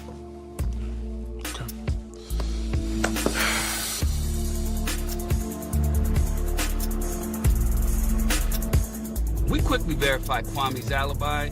At this point, we think he's given us everything he knows. We don't feel him being involved directly or indirectly in this murder. As we're prepared to contact other people, we get a call from another attorney representing a guy by the name of Eduardo Hayes. He says he's not giving us a statement, but based off the information that we got on hand right now, we feel like the Jamaican is the killer. You would think this guy would be easy to find, but when we searched our database for the name Jamaican, we came up with 0.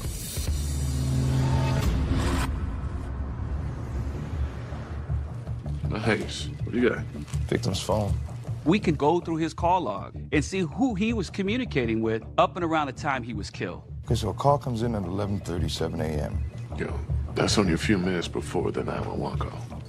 Check out the caller. The number he called was stored in his contacts as Jamaican. Okay, so we know Wally was talking to him right before the murder, and we have them arguing right before the gunshot. So this is it. We know for a fact that there is a connection between a Jamaican and our victim, and we just got to figure out how and why. We do a reverse lookup on the phone, hoping we get lucky without a subpoena, and we get nothing. It's goose egg. Okay, so no name associated with this number is on the public record. Subpoena time. Yeah, we gotta slow play this one now. We're not just gonna call the number and, put ourselves on blast. We want to creep in. We want to know more about this person before we just kill our investigation. I wonder if Waleed's family can help at all. Hey, it's Vince Velasquez over at APD. We reached out to the victim's sister just to get some information, not just about our victim, but people that, our victim was associated with. She basically says her brother lost his way, but all in all, he was a good guy. And we've seen that before. Just because you're a drug dealer doesn't make you a bad person. Thank you. Bye. So she doesn't know anything, but she gave me the number to somebody who might. Beautiful. She gave me the number for his girlfriend, Kari. I give her a call. She agrees to sit down and have a conversation with me and my partner.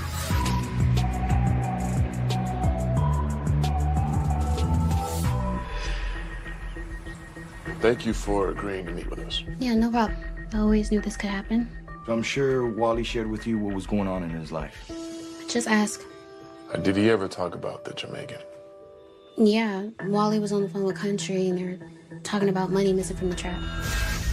Country goes on to say he thinks the Jamaican is responsible for the missing money. When was this call? 2 days before he died.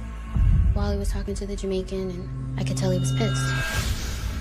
The victim is mad about money missing, and they're yelling at each other. I'm thinking, this is it. This is the reason why our victim is dead. And then later that day, he got into a fight with his other girlfriend. Kari goes on to say our victim got arrested for like a disorderly conduct charge. That explains the jail paperwork he had on him. Mm-hmm. Do you know the Jamaican's real name? No. We believe at this point that Kari has given us the why in this investigation. Think of anything else, give us a call. We'll see you.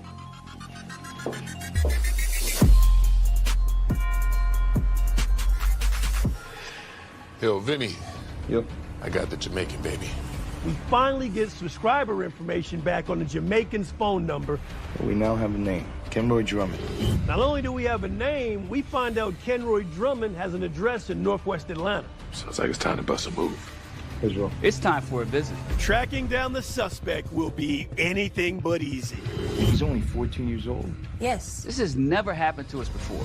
Man, got me good, man. Robbed me just like last time. He was a ghost.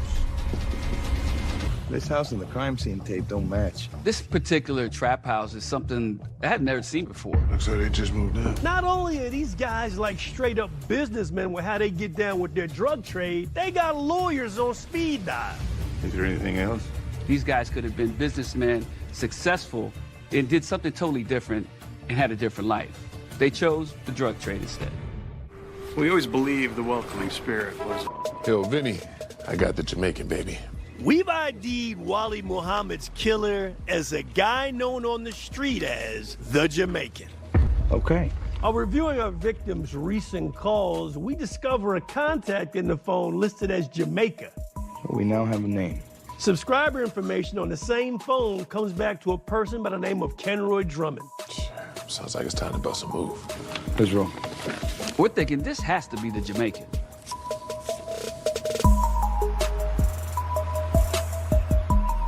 We go to the address that's listed for that phone number in Northwest Atlanta, knock on the door.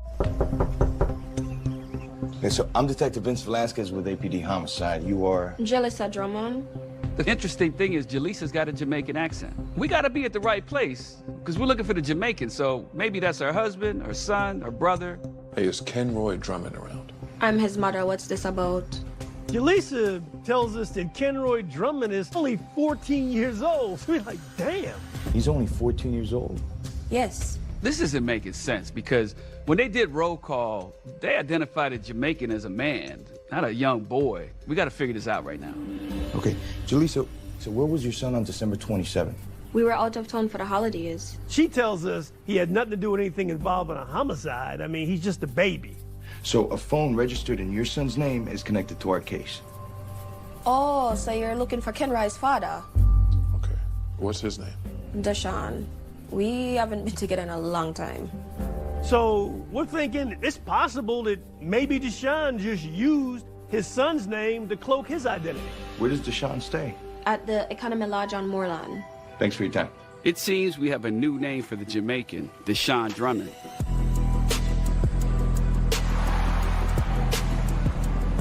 After conversations with Jalissa, we went back to the office and entered Deshaun's name into the database. We found out that he had some prior arrests, but they were all misdemeanors. But that also meant we had a photo of him. We printed out his booking photo and headed over to the Economy Lodge where Jalissa told us he lived. We spoke with the front desk clerk and actually showed him a picture of Deshaun.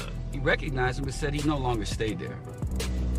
However, he told us Deshaun works for a taxi company over on Flat Shoals Road. So at that point, we rushed over to the taxi cab company to see if we could find Deshaun Drummond.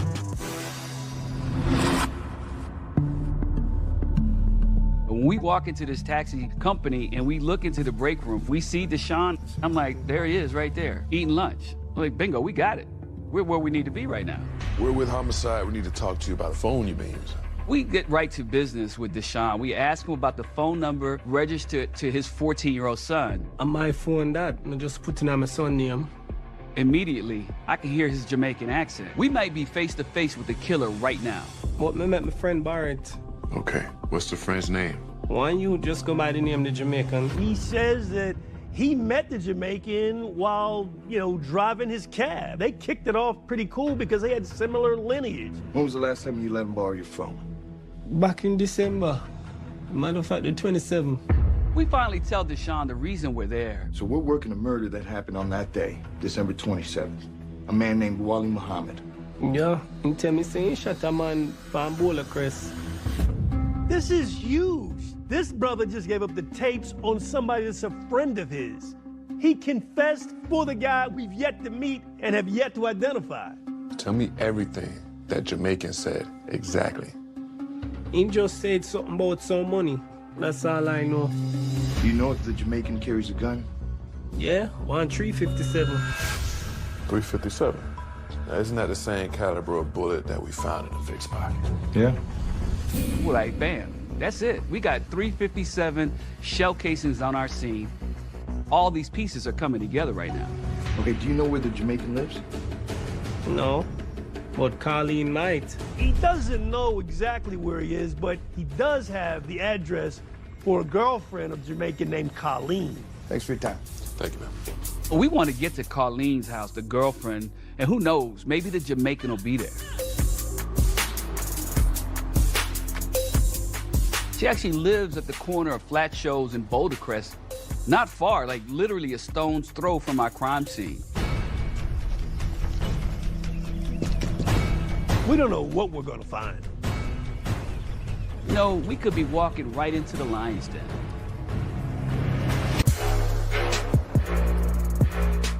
Yeah, he tell me saying he shot a man from Bowler Crest. We're hot on the trail of Wally Muhammad's killer, a man known as the Jamaican. We speak to a guy that's actually friends with the Jamaican, and he tells us the Jamaican told him he did the murder. Okay, do you know where the Jamaican lives? No, but Colleen might. We get an address for where the Jamaican's girlfriend lives. So we're headed over there, but we don't know what to expect. Quinn and I got to be careful because we may be walking into a dangerous situation. Shooters and killers many times hide out at their girlfriend's house. Colleen? Yeah? We're detectives with APD. We get right to business. Ask Colleen, do you know where the Jamaican is? Is he around? Is he inside? She's like, no, I haven't seen him in a long time. Okay, so he's your boyfriend, right? Was. Not anymore. He's not here. Y'all can come inside and check. Where is he? I don't know. For real. Of course, you know, the million-dollar question all along has been, who is the Jamaican? We ask her that. I don't know his real name. In my mind, I'm like, yeah, right. Okay, you've been dating this guy for years and you don't know his name, but we play along with it. You know, Jamaica stopped by here. She tells us on the day of the murder, the Jamaican actually showed up unannounced at her house. He said he lost a gun and wanted my help finding it. Murder weapon. Right. Without question, that's our .357 missing handgun from the crime scene back on Boulder Crest. Where? In the woods. What Colleen is saying is that he dropped this murder weapon running to her house after he killed our victim. Did you find it? No. She actually went into the woods with him and spent an hour looking for the gun. They couldn't find it. Did he tell you anything else about the murder? No. She says eventually a friend of the Jamaicans, a guy named Cyrus Hughley, showed up and picked him up, and she hadn't seen him since. Thank you. Now we got Colleen expanding our roll call. We gotta go find Cyrus Hughley and see if he tells us the truth.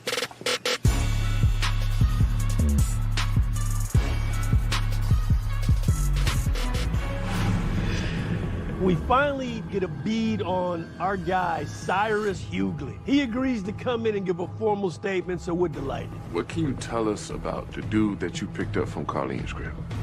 You mean Dre? On the day of the murder, our guy Cyrus says he gave a lift, an actual ride to a guy he knows is Dredd. Guess he from Jamaica. Dredd has gotta be Jamaican. It's gotta be the same person. Where'd you take him? I only took him to the fast food joint. Okay. He tell you about the murder? Murder? Hell no. Said the Jamaican didn't say a word about it. It was cool as a cucumber. See, I haven't seen him for a while until a few days ago when I was chilling with my friend KB. He said the Jamaican knocked on the door. When KB opened the door, the Jamaican produces a handgun and robs him right there. Can you have KB give us a call? I sure can do that. Thank you for your time, man. Thank you, sir. Thank you. Great day. Now 5 minutes later, my phone rings. Velasquez. And it's KB. He's calling me to talk about this robbery that he was the victim of from the Jamaican. So, what happened?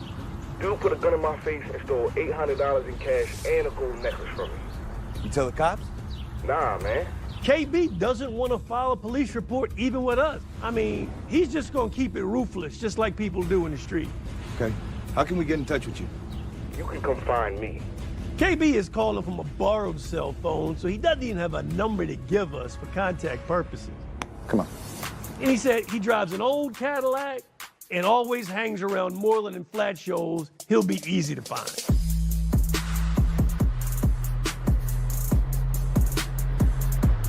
Out of nowhere, we get an anonymous tip that the Jamaican has another girlfriend that lives on Panola Road over in DeKalb County. Our next step was we looked back at the phone records when the Jamaican made phone calls on Deshaun's phone. On the day of the murder, we found calls from a female by the name of Patricia Fox. She has an address in Lithonia, which is not far from Panola Road. This seemed way too close to be a coincidence. We go out to Lithonia, who we think is the Jamaican's other girlfriend. Clearly, she's a little older. Patricia? Yes.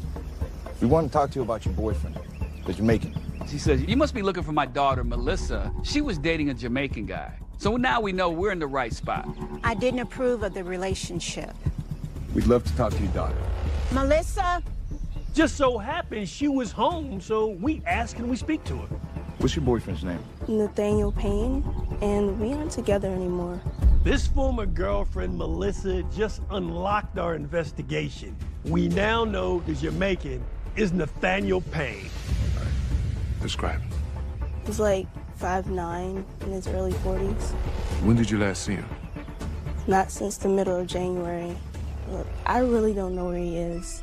I would tell you. Here's my card. Call me if you see him. We think we have some good information. We got Nathaniel Payne. So we leave Melissa at her house. We head back to the office.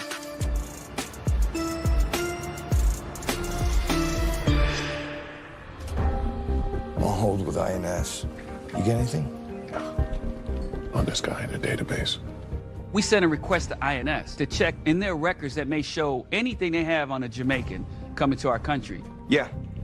There's no records for Nathaniel Payne. Okay, thanks. We're back to where we were when we started with just a nickname of the Jamaican. Yeah, I'm telling you, Vinny, he played her. We're thinking Nathaniel Payne may be just a name that he gave Melissa. Drug dealers lie all the time. Nathaniel Payne may just be another alias that he's going by. Search the database for Dredd. You know, Dredd, if you type in Dredd in any Metropolitan Police Department's database, you're gonna get hundreds of hits. People who have dreadlocks or dread-style hair usually go by that nickname. Damn. Okay. Try cross-referencing with Southeast Atlanta. That's when we make an incredible discovery. Oh, we got a hit, baby. I don't believe this. This is happening again?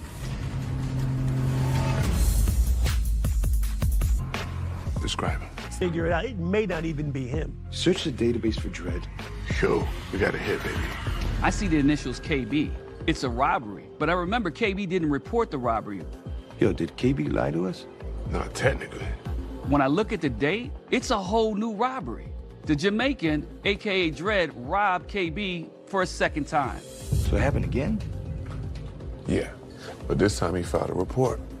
Okay, so he knocked over the same guy twice in a matter of days. This Joker is doing things that are uncharacteristic of people in the city, you know, after they do a murder. He's burning bridges as he goes. He may be packing bags to leave town. We gotta act fast. That was 12 hours ago. Yeah. It just happened. It's fresh. KB said he hangs out where? Moreland and Flatshore. The Jamaican is still here, and we need to go see KB because he may know where the Jamaican is. That's right.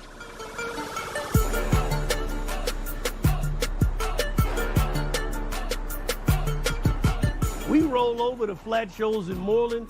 We see an old beat-up, crappy Cadillac, and it's KB sitting right there. Hey, KB. We'll holler at you. Come on. All right, so what happened last night? This girl I know, Tina, called me last night. Wanted me to come to this place up in Kirkwood. He's known Tina for a while. So, you know, he's not thinking anything of it. He shows up over in Kirkwood, knocks on the door, and there's Dredd again with a gun in his hand and robs him of his money again. And got me good, man. Robbed me just like last time. This sounds like a setup, and that's exactly what KB felt. He couldn't believe that Dredd has targeted him twice already. So he's mad. I had to call the cops on him. What's the address where this happened? 90 Rogers Street. All right, yeah, we got to do. Thank you.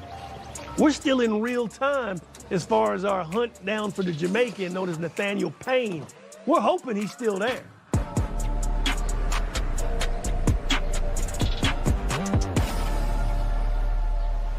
I'm driving up to the residence, and me and Vince are looking at a female right on the property of 90 Rogers Street. She's at the mailbox, and she's not concentrating on her business. She's concentrating on us. I think we have a lookout. We know. Vince is gonna follow behind this female. So I run around to the back. Excuse me, miss?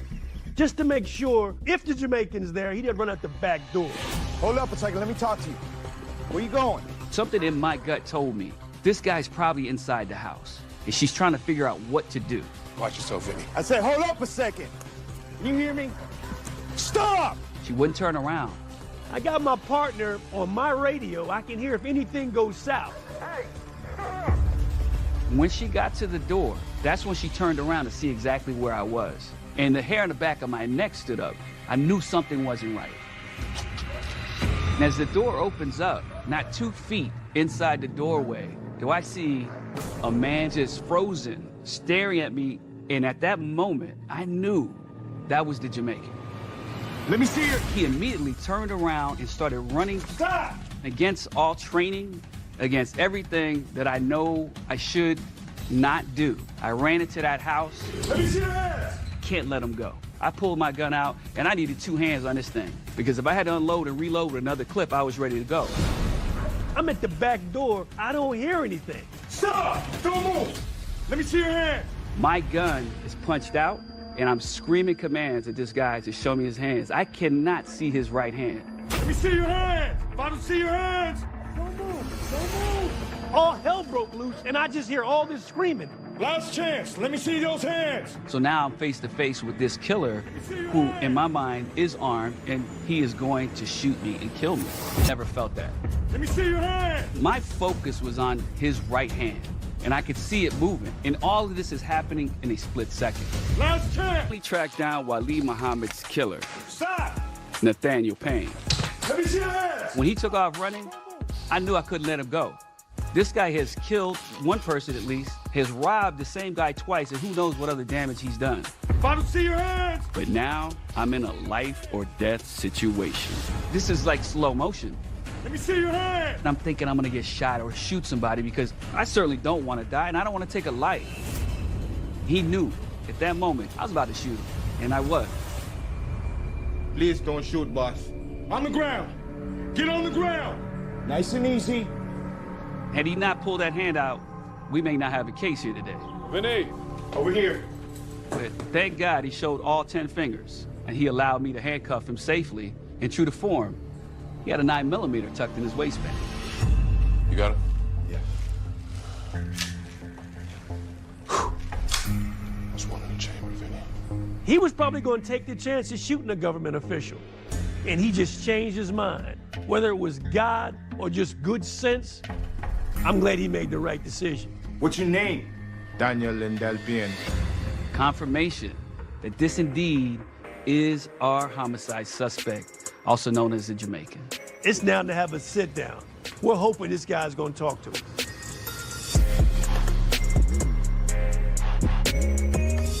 Me and my partner know he's doing the interview alone. So, you agreed to waive your right to counsel? Yes. He wants to talk to me, and without hesitation, I start to ask him questions about the Wali Muhammad homicide. I shot him. I admit it. Me have nothing to hide. Okay, walk me through it. It all started because money was missing from the house. They thought I was stealing, and they were going to kill me. And it was all going down before the end of the year. And now on December 27th, Wali Muhammad shows up at the trap house. He's already on high alert. He's always carrying his piece. He's ready because that's the tool of the trade if you're a drug dealer. I was scared. I thought he was out to get me. So Wally walks in and says he wants my gun. What gun? The .357 I bought from Wally. There was a controversy about the gun that he actually purchased from the victim that he didn't finish paying for it. So then it became heated. And that's supported by the witness, Eugene, who's in the driveway, who hears shouting. No, he will. I told him, it's mine. I'm not giving it to him. Our victim posturing, according to Nathaniel Payne, that he was going for a gun. So he reacted. He pulled out his own weapon and shot the victim first. He was going to kill me. That's why I shot him. How many times did you pull the trigger? Me nah know. Me was scared. It was self-defense. Now, Nathaniel, I appreciate you telling me what happened, but I want you to know, Wally didn't have a gun. Nathaniel Payne says that he saw our victim reaching under his shirt as if he's pulling a gun out. But when we recall back when we processed the crime scene, our victim didn't have a gun. Nathaniel Payne killed our victim, Wali Muhammad. I mean, that's not even in dispute. The rest is up to a jury. Let's get you to booking. Come on. Thank you. You treated me with respect and honor. He says, you know, I've never really had a conversation like I just did with any police officer ever in my entire life. And you seem like a nice guy. And I said, okay, well, thank you. But why are you telling me this? I'm glad I didn't kill you at the house. This is a man basically telling me that he was going to murder me, and that now that he knows who I am, he would have felt bad about it. Thanks for not going for your gun. Come on. The most bizarre conversation I've ever had in my entire police career. Nathaniel Payne is charged with the murder of Wally Muhammad. Nathaniel Payne was taken to the DeKalb County Jail and fingerprinted. We ran his prints and found out there's a match in the national database for a warrant for murder out of Cleveland, Ohio. We found out that this case involved a man shot to death in 2001 in the city of Cleveland. The suspect in that case was a Jamaican man named Calvin Morrison. Cleveland Homicide sent us a picture of Calvin Morrison, and sure enough, it was Nathaniel Payne. It's clear this guy's got many aliases, so who knows what his real name is.